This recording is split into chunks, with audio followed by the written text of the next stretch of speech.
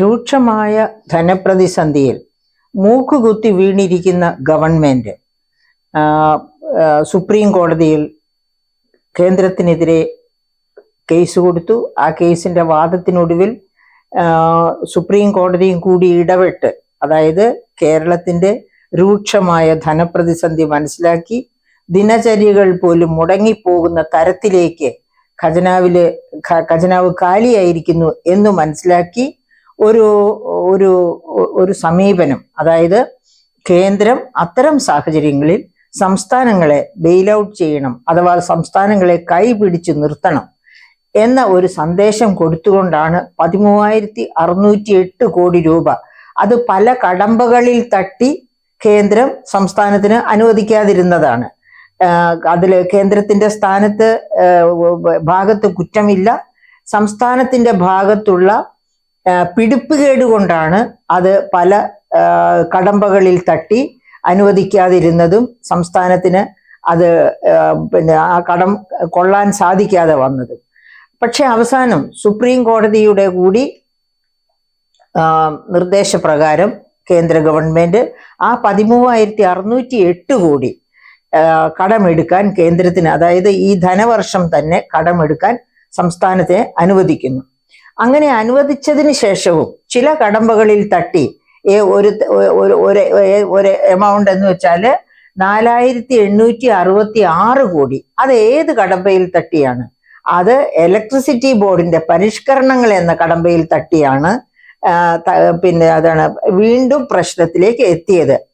അത് ഒഴിച്ച് 8,500, അതായത് 13,608 കോടിയുടെ ഈ 4,866 കോടി ഇലക്ട്രിസിറ്റി ബോർഡ് പരിഷ്കരണങ്ങളുമായിട്ട് ബന്ധപ്പെട്ടുള്ള തുക, അത് കഴിഞ്ഞുള്ള 8,544 കോടി ഈ 19-ാം തീയതി, കഴിഞ്ഞ 19-ാം തീയതി റിസർവ് ബാങ്കിൽ ബോണ്ടുകൾ, റിസർവ് ബാങ്കിന്റെ സോഴ്സ് വഴിയായിട്ട് കടപ്പത്രങ്ങൾ വിറ്റ് അത്രയും പണം സംഭരിച്ചു. അങ്ങനെ സംസ്ഥാനം ഒരു ദീർഘശ്വാസം വിട്ടു നിൽക്കുകയാണ്.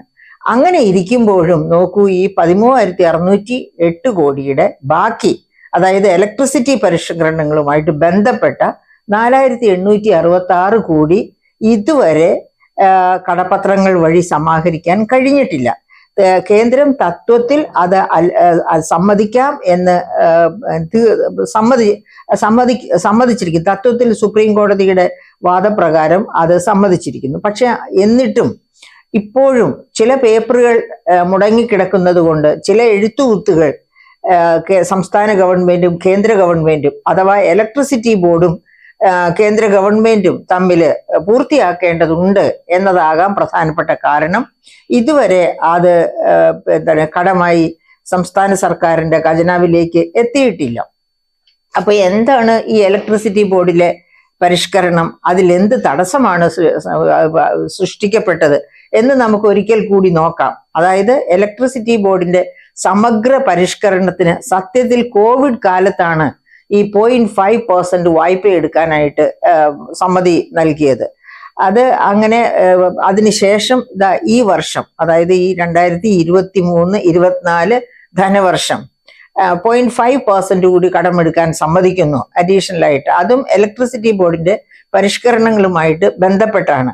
അന്ന് ഇലക്ട്രിസിറ്റി ബോർഡ് പരിഷ്കരണങ്ങൾ പൂർത്തിയാക്കി 0.5% കടം കൊണ്ടിരുന്നു സംസ്ഥാനം.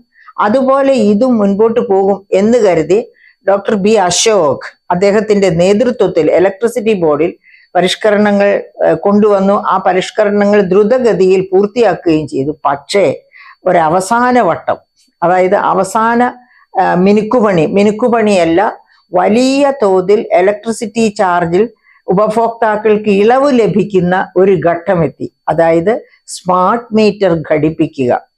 ഇത് ടോടെക്സ് മോഡൽ സ്മാർട്ട് മീറ്റർ ഘടിപ്പിക്കാനാണ് ഇലക്ട്രിസിറ്റി റെഗുലേറ്ററി കമ്മീഷൻ ആവശ്യപ്പെട്ടത്. ഈ ടോടെക്സ് മോഡലാണ് ഒട്ടുമിക്ക സംസ്ഥാനങ്ങളിലും ഘടിപ്പിച്ചിരിക്കുന്ന, ഒരുപക്ഷെ മുഴുവൻ സംസ്ഥാനങ്ങളിലും ഘടിപ്പിച്ചിരിക്കുന്ന സ്മാർട്ട് മീറ്റർ. എന്താണ് ഈ സ്മാർട്ട് മീറ്ററിന്റെ പ്രത്യേകത? അതായത് ഇന്ത്യയിൽ ഒട്ടാകെയും കേരളത്തിലും 20 മുതൽ 30% വരെ ഇലക്ട്രിസിറ്റി പ്രസരണ വേളയിൽ നഷ്ടം വരുന്നു. പ്രസരണ വേളയിൽ 20 മുതൽ 30% വരെ നഷ്ടം വരുന്നു എന്ന് പറഞ്ഞാൽ അത് ഓരോ ഇലക്ട്രിസിറ്റി ഉപഭോക്താവിന്റെ തലയിലും വരുത്തി വെക്കുന്ന പണം, അതായത് ചെലവ് വലിയ തോതിലുള്ളതാണ്. അപ്പോൾ ആ പ്രസരണ നഷ്ടം ഇല്ലാതെയാക്കുക. എങ്ങനെയാണ് ഈ പ്രസരണ നഷ്ടം ഉണ്ടാകുന്നത്? മരങ്ങളിൽ തട്ടിയോ ലൈനുകളിൽ മുറിവറ്റിയോ ഒന്നും അല്ല, അങ്ങനെയുമുണ്ട്. പക്ഷേ അതിനേക്കാളൊക്കെ ഉപരിയായിട്ട് വലിയ കൺസ്യൂമേഴ്സ്, വ്യവസായികളാകാം, വ്യാപാരികളാകാം, അതുമല്ലെങ്കിൽ വെറും ഉപഭോക്താക്കളാകാം, അങ്ങനെയുള്ളവർ മീറ്റർ കേടുവരുത്തി, അതായത് കേടുവരുത്തുകയല്ല, മാറ്റിവെച്ച് തന്ത്രങ്ങൾ ഉപയോഗിച്ച് റീഡിംഗ് നടക്കാതെ വരത്തക്ക രീതിയിലാക്കി വെച്ച് അവസാനം പിന്നെ ഇലക്ട്രിസിറ്റി ബോർഡിൽ നിന്ന്, ഒരുപക്ഷെ ബോർഡിലെ താഴെത്തട്ടിലെ ഉദ്യോഗസ്ഥർ കൂടി അറിഞ്ഞാകാം അങ്ങനെ പലരും പണി പറ്റിക്കുന്നത്. ഈ പ്രസരണ നഷ്ടത്തിന്റെ ഒരു വലിയ ഭാഗവും അറിഞ്ഞുകൊണ്ടുള്ള മോഷണമാണ്, ഇലക്ട്രിസിറ്റി മോഷണമാണ്, വൻകിട ഉപഭോക്താക്കളുടെ മോഷണം. അപ്പൊ അത്തരം മോഷണമൊക്കെ കടിഞ്ഞാണിടുക, അങ്ങനെ പ്രസരണ നഷ്ടം ഇല്ലാതെയാക്കുക, അതാണ് ഈ സ്മാർട്ട് മീറ്റർ കൊണ്ട് ഉദ്ദേശിക്കുന്നത്. അപ്പോൾ തീർച്ചയായും സ്മാർട്ട് മീറ്റർ വരിക അല്ലെങ്കിൽ വെക്കുക എന്ന് പറയുന്നത് ഇലക്ട്രിസിറ്റി റെഗുലേറ്ററി കമ്മീഷന്റെ ഏറ്റവും നല്ല, അതായത് നമ്മൾ കാര്യക്ഷമതയുമായി ബന്ധപ്പെടുത്തി പറഞ്ഞാൽ ഏറ്റവും കാര്യക്ഷമമായ ഒരു തീരുമാനമായിരുന്നു. അവിടെ വന്നപ്പോൾ ഈ ടോടെക്സ് മോഡൽ സ്മാർട്ട് മീറ്റർ ഞങ്ങൾക്ക് വേണ്ടേ വേണ്ട. കേരളത്തിലെ ഇലക്ട്രിസിറ്റി ബോർഡ് യൂണിയൻ അങ്ങനെ ഒരു തീരുമാനമെടുക്കുന്നു. അങ്ങനെ അവരതിനെ ചെറുത്തു നിൽക്കുന്നു, അതിനുവേണ്ടി സമരം ചെയ്യുന്നു. ഞങ്ങളുടേതായ മീറ്റർ, അതായത് ഇലക്ട്രിസിറ്റി ബോർഡ് യൂണിയനും മറ്റ് പബ്ലിക് സെക്ടർ അണ്ടർടേക്കിങ്സിന്റെ എല്ലാം ചേർന്നുള്ള ഒരു കൺസോർഷ്യം ഉണ്ടാക്കി. ആ കൺസോർഷ്യം സ്വന്തമായിട്ട് സ്മാർട്ട് മീറ്റർ രൂപകൽപ്പന ചെയ്ത് ഇവിടെ അത് വെച്ചുകൊള്ളാം എന്നായിരുന്നു അവരുടെ തീരുമാനം. ആ തീരുമാനത്തിൽ അവർ ഉറച്ചു നിന്നു. അപ്പോ അവസാനം ജയിച്ചത് അവർ തന്നെയാണ്. മിസ്റ്റർ അത് തലപ്പത്ത് ഇത്രയേറെ പരിഷ്കരണങ്ങൾ കൊണ്ടുവന്ന ആ മിടുക്കനായ ഉദ്യോഗസ്ഥനെ സ്ഥലം മാറ്റി വേറെ വകുപ്പിലേക്ക് മാറ്റിക്കൊണ്ടാണ് അദ്ദേഹത്തിന് ശിക്ഷ കൊടുത്തത്. അതായത് കേരളീയം പരിപാടിക്ക് വേണ്ടി സ്പോൺസർഷിപ്പ് കളക്ട് ചെയ്ത ഏറ്റവും കൂടുതൽ സ്പോൺസർഷിപ്പ് കളക്ട് ചെയ്ത ഉദ്യോഗസ്ഥന് അവാർഡ് കൊടുത്ത സ്ഥാനത്താണ് ഏറ്റവും കൂടുതൽ കാര്യക്ഷമമായി ഇലക്ട്രിസിറ്റി സെക്ടറിനെ മാറ്റാൻ ശ്രമിച്ച ഉദ്യോഗസ്ഥനെ പണിഷ്മെന്റ് ട്രാൻസ്ഫർ എന്ന പോലെ, അതായത് യൂണിയനുകളുടെ താല്പര്യത്തിന് വഴങ്ങി ആ മേഖലയിൽ നിന്ന് ഇലക്ട്രിസിറ്റി ബോർഡിന്റെ തലപ്പത്ത് നിന്ന് വേറൊരു മേഖലയിലേക്ക് സ്ഥലം മാറ്റം കൊടുക്കുന്നത്. അപ്പോൾ ഇതൊരു ചൂണ്ടുപലകയാണ്. ഈ കേരളത്തിൽ IAS ഉദ്യോഗസ്ഥരോ മറ്റതുപോലെയുള്ള, അതായത് IAS, IPS, IFS തുടങ്ങിയ ഉദ്യോഗസ്ഥർ കാര്യക്ഷമത പ്രകടിപ്പിച്ചിട്ടും കാര്യമൊന്നുമില്ല. റാൻമൂളികളായിട്ട്, അതും മന്ത്രിമാരുടെയും മുഖ്യമന്ത്രിയുടെയും റാൻമൂളികളായാൽ പോരാ, യൂണിയൻകാരുടെ പോലും റാൻമൂളികളായിട്ട് നടന്നാൽ മാത്രമേ അവർക്ക് സ്ഥാനക്കയറ്റമോ അല്ലെങ്കിൽ സൽപ്പേരോ ഒക്കെ ഉണ്ടാകൂ. അല്ലാത്തവരെ എല്ലാം കരുതേച്ച് കാണിക്കുകയും ഇകഴ്ത്തപ്പെടുകയും ചെയ്യും എന്നുള്ള ഒരു സന്ദേശം ഇവിടെ നമുക്ക് ലഭ്യമാണ്. അപ്പോൾ സന്ദേശം എന്തായാലും അനുഭവിക്കുന്നത് നമ്മളാണ്, ഉപഭോക്താക്കൾ. അങ്ങനെ ഒരു അനുഭവത്തിലേക്ക് നമ്മളെ തള്ളിവിട്ടത് ഇവിടുത്തെ യൂണിയൻ മിലിറ്റൻസിയാണ് എന്നുകൂടി ഓർക്കണം. യൂണിയൻ എപ്പോഴും ഭരണഘടനയ്ക്ക് താഴെയാണെന്ന് പല പ്രാവശ്യം ജസ്റ്റിസ് ദേവൻ രാമചന്ദ്രൻ യൂണിയനുകൾ നിയമം കയ്യിലെടുക്കുന്നത് തെറ്റാണ്, നിയമത്തിന്റെ വഴിക്ക് വിടുക എന്ന് പറഞ്ഞിട്ടുള്ളതാണ്.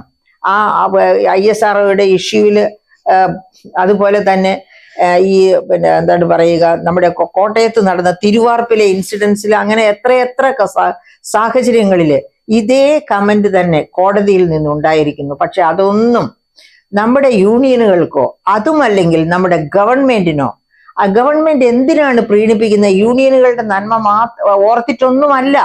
അതായത് യൂണിയനെ എന്താണ് പറയുക, പിണക്കാൻ പോയാൽ അടുത്ത ഭരണത്തിലേക്ക്, അതായത് ഈ സഖാക്കളായി നടന്ന് കിറ്റും കമ്മ്യൂണിറ്റി കിച്ചണും ഒക്കെ നടത്തിക്കൊണ്ട് പോകുന്നത് ഇത്തരം സഖാക്കളാണ്. അപ്പൊ ഇത്തരം സഖാക്കളെ വെറുപ്പിക്കാതെ സൂക്ഷിച്ചു നിർത്തിയാല് അവനവന്റെ പദവി, അതായത് വീണ്ടും വീണ്ടും ഭരണത്തിലേക്ക് വരിക എന്നുള്ള ആ പദവിയാണ് സാധിച്ചു കിട്ടുക. അപ്പൊ അത് ചെറിയ കാര്യമല്ലെന്ന് ഓർക്കണം നമ്മളിപ്പോ.